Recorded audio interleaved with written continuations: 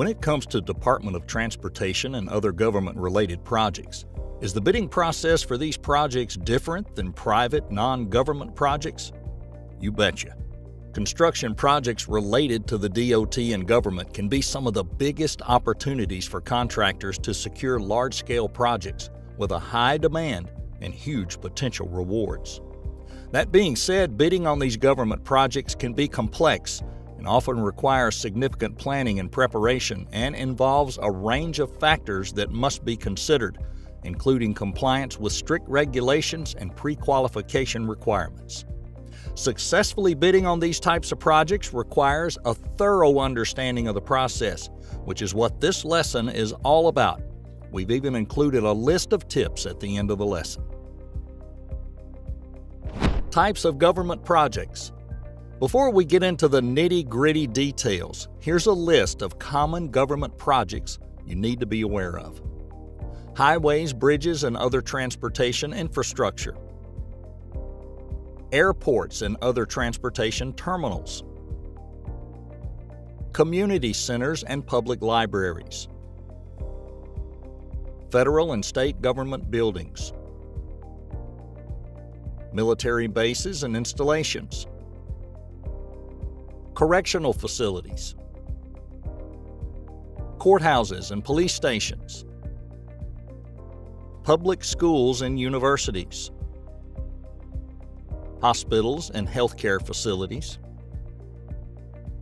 Water treatment plants and other utility projects. Parks and recreational facilities.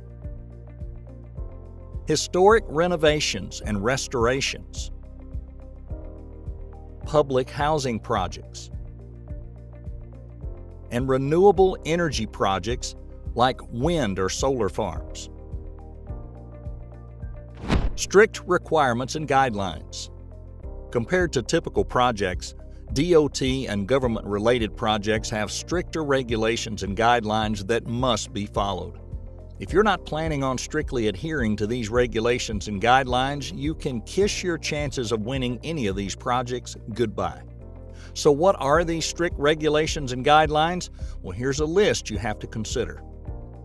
Timely completion of required paperwork, like progress reports, payrolls, and certified payrolls. Compliance with federal, state, and local regulations related to environmental protection, such as obtaining necessary permits and managing hazardous materials.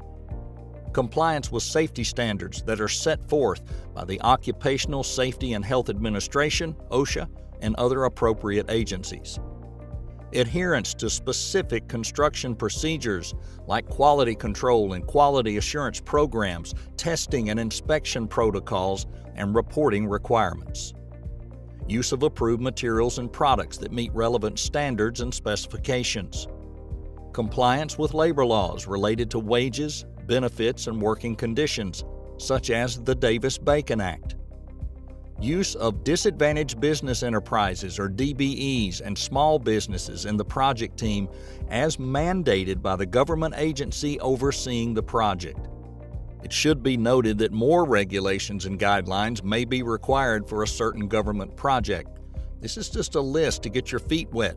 And also keep in mind that specific requirements would likely be impacted by the type of project, the location, as well as the funding source.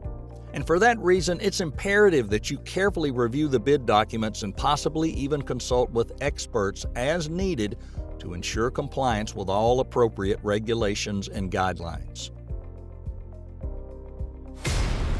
Want to view the entire lesson as well as all of the other lessons included in this course? Visit HeavyApe.com